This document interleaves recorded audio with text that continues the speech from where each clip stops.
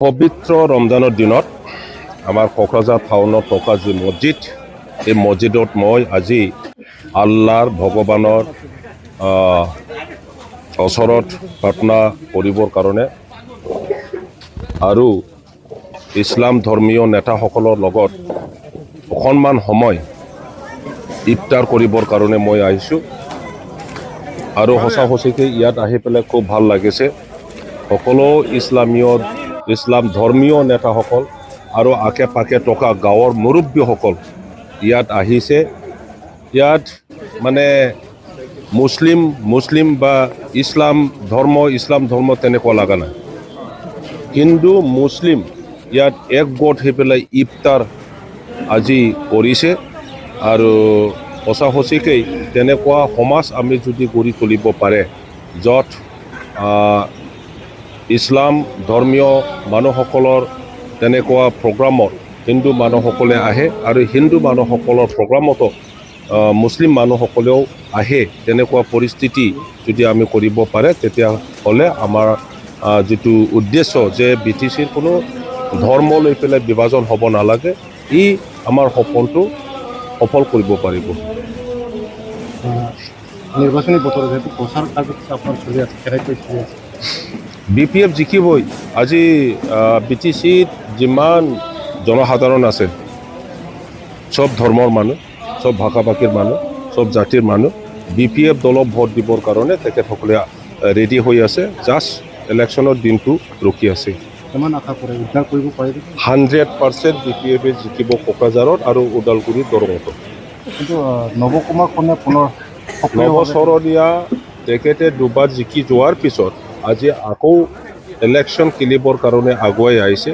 তেখেতে হয়তো ভাবিছে তৃতীয়বাৰৰ কাৰণে MP তেখেতেই হ'ব, কিন্তু ভিতৰত তেখেতে সোমোৱা নাই যে প্ৰথম যেতিয়া ইলেকশ্যনত আহিলে বড়ো অনাবড়ো ৰাজনীতি তেখেতে কৰিলে। কিবা এটা কাৰণত BTCৰ অনাবড়ো সম্প্ৰদায়ৰ মানুহসকলে তেখেতে যি প্ৰতিশ্ৰুতি দিছিলে যে আদিবাসী ৰাজবংশীসকলক মই MP হৈ গ'লে দিল্লীত চৰকাৰৰ লগত আলোচনা বিলোচনা কৰি পেলাই ST কৰিম, মুছলিম মানুহ, গোৰ্খা মানুহ, বঙালী মানুহসকলক যি ভোটাৰ সমস্যা আছে তেখেতসকলৰ, এই যি ভোটাৰ সমস্যাটো তেখেতে দিল্লীত MP হৈ যোৱাৰ পিছত সমাধান কৰি দিম বুলি কৈছিলে।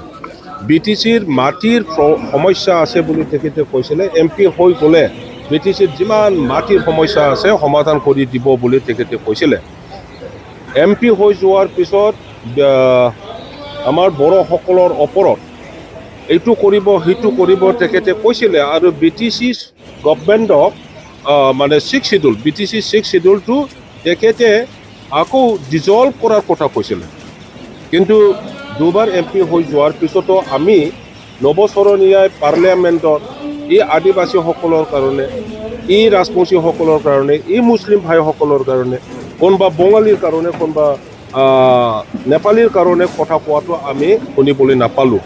বৰঞ্চ ৰাইজে এতিয়া কয়, আমিও জানো 10 বছৰ MP হৈ থাকোঁতে তেখেতে পাৰ্লিয়ামেণ্টত এটা কথা স্পীচ দিব নোৱাৰিলে। গতিকে ইয়াৰ পৰা BTC বাকীয়ে একো আশা কৰিব নোৱাৰে। আৰু BTCত যাই থাকিবলৈ বড়ো অনাবড়ো সেই ৰাজনীতিটো কোনেও নিবিচাৰে। আমি বিচাৰোঁ BTCত শান্তি আহে, প্ৰত্যেক জাতি গোষ্ঠীৰ মাজত, ধৰ্মাৱলম্বীৰ মাজত যেন ৰাজনৈতিকভাৱে সামাজিকভাৱে একত্ৰিত হয়, এইটোহে বিচাৰে। যেতিয়া শান্তি আহিব, যেতিয়া প্ৰত্যেক সমাজৰ মানুহসকলে একগোট হ'ব, তেতিয়া অঞ্চলৰ উন্নয়নমূলক কাম কৰিবৰ কাৰণে ভাল হয়, এইটোকে বিচাৰে। এতিয়া উন্নয়নমূলক ইয়াত যিমান কাম হৈছে BPF দলে কৰিছে, সেইটো BTC বাকীয়ে জানে, নিজৰ চকুতি দেখিছে। ইয়াৰ হীৰা চৰণীয়া আহি পেলাই ডাঙৰ যদি কথা কয়, আকৌ তেখেতে সোমাব নোৱাৰে সমাজত। দুবাৰ কি বুলি কয়, পচা আমটো দুবাৰ বেচিব পাৰিছে, তৃতীয়বাৰৰ কাৰণে তেখেতে বেচিব নোৱাৰে। BTC বাকীয়ে আকৌ তৃতীয়বাৰৰ কাৰণে তেখেতক ভোট নিদিয়ে। इकबाल एटी शायरी मैं स्टार्ट करी। मजहब नहीं सिखाता आपस में बैरी रखना, हिंदू है हम वतन है हिंदुस्तान हमारा। आज ये इफ्तार पार्टीते जी मेसेज এই শায়ৰীৰ জৰিয়তে মই দিছোঁ। ইয়াত চাব 50% নন মুছলিম মানুহ ইনভাইট কৰা হৈছে। ইয়াত যিমান মানুহ আছে 50% নন মুছলিম মানুহ আছে। তাৰ জৰিয়তে আমি এইটোৱেই বুজাব বিচাৰোঁ, ইছলাম এটা শান্তিৰ ধৰ্ম। আৰু এই ৰমজান মাহত যি আমি কোকৰাঝাৰ জামা মছজিদ মেনেজমেণ্ট কমিটিয়ে যি ইফতাৰ পাৰ্টি এৰেঞ্জ কৰিলে, তাৰ কাৰণে আমি বিভিন্ন জাতি জনগোষ্ঠীৰ মানুহক আমন্ত্ৰণ জনাইছোঁ। হিয়া উজুৰিসকলে আহিছে, ইফতাৰ কৰিছে।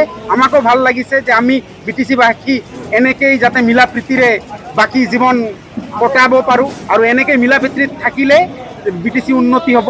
এই চেগতে মই কোকৰাঝাৰ জামা মছজিদ কমিটিৰ তৰফৰ পৰা BTC-বাসী, অসমবাসী, ভাৰতবাসী আৰু বিশ্ববাসীক ঈদ উল ফিতৰৰ আগতীয়াকৈ শুভেচ্ছা জনালোঁ আৰু ৰমজান মাহৰো শুভেচ্ছা জনালোঁ। Thank U.